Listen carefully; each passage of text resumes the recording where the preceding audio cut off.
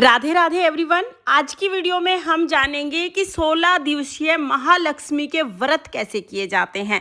राधा अष्टमी से ये व्रत शुरू होते हैं और फिर 16 दिन तक महालक्ष्मी के रोजाना व्रत और पूजा की जाती है। ये व्रत पूजा हम कैसे करते हैं, इसकी संपूर्ण जानकारी आपको मिलेगी। देखिए, राधा अष्टमी के दिन जिस दिन व्रत शुरू होंगे उस दिन नहा धो के स्नान आदि करके हम एक चौकी लगाएंगे। चौकी पर लाल रंग का वस्त्र बिछाएंगे। चौकी आप घर में ऐसी जगह लगाइएगा जहां पर 16 दिन तक बिना चौकी को उठाए आप आराम से पूजा कर सकते हो।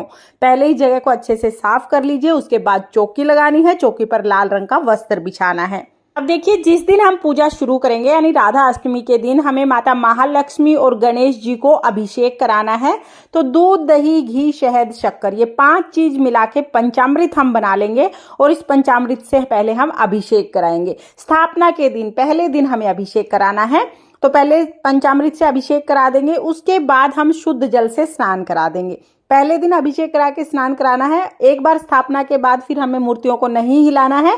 उसके बाद डेली हम जल के छींटे लगाया करेंगे। तो पहले दिन आप अभिषेक जरूर करा दें। यहाँ पर हमने गणेश जी को, माता महालक्ष्मी को अभिषेक करा दिया है। अब उनका अंग पोषण करके हम उनको विराजमान करेंगे और जो ये जल है इसको आप पौधों में सींच सकते हैं। इसके बाद देखिए, चौकी पर चावलों का आसन देकर माता महालक्ष्मी और गणेश जी को हम यहाँ पर विराजमान करा देंगे। माता महालक्ष्मी की अगर आप चाहें तो नई मूर्ति आप लेके आ सकते हैं। आपके पास पहले से मूर्ति है तो आप वो भी ले सकते हैं। और गणेश जी की जो आप डेली पूजा करते हैं मंदिर में, वही मूर्ति हमें लेनी है। इसके बाद हमें कलश की स्थापना करनी है। तो चावलों की ढेरी लगाकर उसका हम अष्टदल कमल बना लेंगे। इसके बीच में 8 लाइन लगाकर अष्टदल कमल बन जाता है। लक्ष्मी माता को कमल अति प्रिय है, तो अष्टदल कमल आप बना लीजिएगा। उसके ऊपर जल से भरा हुआ एक कलश हम रखेंगे। कलश के कंठ पर मौली बांध लीजिएगा। इसमें हल्दी, सुपारी, सिक्का, थोड़ी सी दुर्वा घास और थोड़े से चावल हम डाल लेंगे। अब इसके ऊपर पंच पल्लव हमें लगाने हैं। आम के पत्ते हो सके तो आम के पत्ते लगाइएगा। आम के पत्ते ना मिले तो आप अशोका के पत्ते ले सकते हैं। इसके ऊपर हम नारियल रखेंगे, तो नारियल पर आप तिलक कर लें, कलावा बांध लें। अगर आप लिटा के नारियल रख रहे हैं तो नारियल का मुख साधक की तरफ होना चाहिए। खड़ा नारियल रख रहे हैं तो नारियल का मुख ऊपर की तरफ होना चाहिए। तो हमने खड़ा नारियल रखा है, इसका मुख ऊपर की तरफ कर देंगे। इस तरह से स्थापना हो जाएगी। स्थापना करने के बाद हमें देसी घी का दीपक जलाना है। अब हम हाथ जोड़कर माता महालक्ष्मी के सामने संकल्प करेंगे, हे माँ, आज से मैं आपका व्रत पूजन शुरू कर रही हूँ या कर रहा हूँ। आप मेरे व्रत पूजन को पूर्ण करें। कोई गलती रह जाए तो मुझे क्षमा करें और मेरे घर में स्थायी वास करें। इस तरह से संकल्प करने के बाद फिर हम पूजा शुरू करेंगे। तो देखिए, गणेश जी को, माता महालक्ष्मी को तो हमने स्नान करा दिया है। बाकी चौकी पर जल के छींटे लगाकर शुद्धिकरण कर लेंगे। अब हम गणेश जी को वस्त्र स्वरूप जनेऊ समर्पित करेंगे, साथ में कलावा भी समर्पित करेंगे। और माता महालक्ष्मी को हम लाल रंग की चुनरी समर्पित करेंगे। नवरात्रे में जो चुनरी आती है उस तरह की चुनरी आप माता महालक्ष्मी के लिए लेके आ सकते हैं। आप चाहे तो साड़ी वगैरह भी आप उड़ा सकते हैं। इसके बाद हम रोली से तिलक कर देंगे। तो हमें कलश को भी तिलक करना है। कलश पर स्वास्तिक बना दीजिएगा। दिए को, माता महालक्ष्मी को और गणेश जी को, सभी को तिलक करेंगे।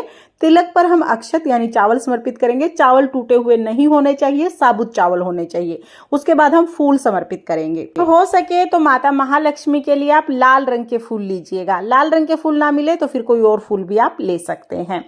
इसके बाद फिर हम माता महालक्ष्मी को श्रृंगार का सामान समर्पित करेंगे। श्रृंगार का सामान आप पूरे 16 दिन में कभी भी समर्पित कर सकते हैं। और महालक्ष्मी व्रत में दुर्वा घास का बहुत अधिक महत्व है, तो रोजाना आपको दुर्वा घास जरूर चढ़ानी है। रोजाना नई दुर्वा घास लाके आपको घास चढ़ानी है। तो यहाँ पर हमने दुर्वा घास यानी दूब समर्पित कर दी है। भोग में हम ड्राई फ्रूट और फलों का भोग समर्पित करेंगे। आप चाहें तो आप दूध से बनी मिठाइयों का भोग भी लगा सकते हैं। माता महालक्ष्मी व्रत में अन्न नहीं खाया जाता है और अन्न का भोग भी नहीं लगाया जाता है।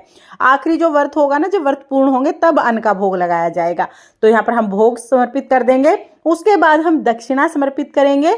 तो देखिए, दक्षिणा भी एक बार ही समर्पित करनी है। आप पहले दिन समर्पित कर सकते हैं या आप चाहें तो जिस दिन व्रत पूर्ण होंगे उस दिन आप समर्पित कर सकते हैं। इसके बाद हमें कथा सुननी है।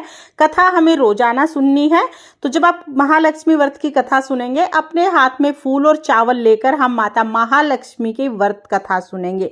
व्रत कथा का वीडियो आपको चैनल पर मिल जाएगा, लिंक मैं आपको डिस्क्रिप्शन में दे दूंगी और इस वीडियो की एंड स्क्रीन पर भी आपको कथा का लिंक मिल जाएगा। कथा आप वहां से सुन लेना।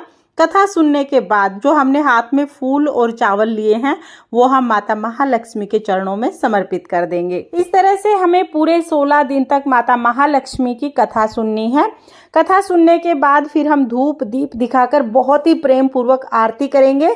तो पहले हम गणेश जी की आरती करेंगे, उसके बाद माता महालक्ष्मी की हम आरती करेंगे।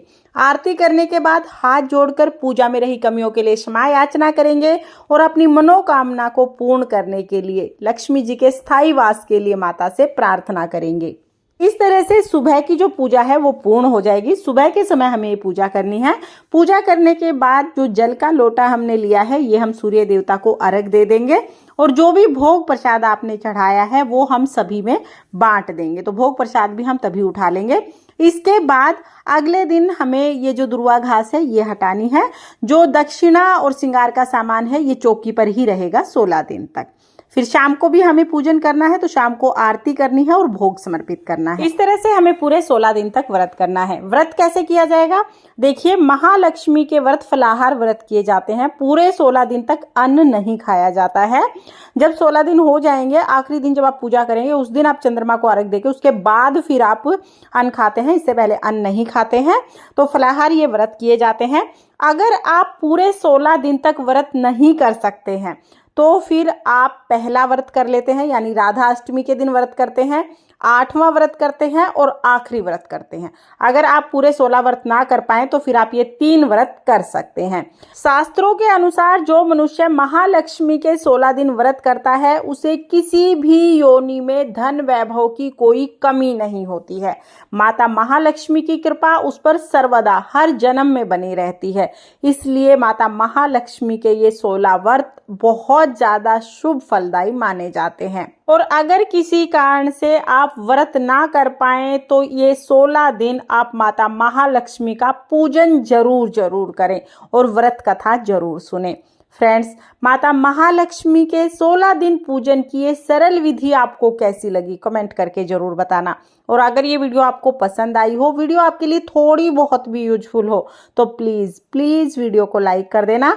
हम महिलाएं घर में तीज त्योहार कैसे करते हैं ये देखने के लिए मेरे चैनल को सब्सक्राइब कर लेना। फिर मिलते हैं किसी और वीडियो में, तब तक के लिए जय माता महालक्ष्मी। राधे राधे।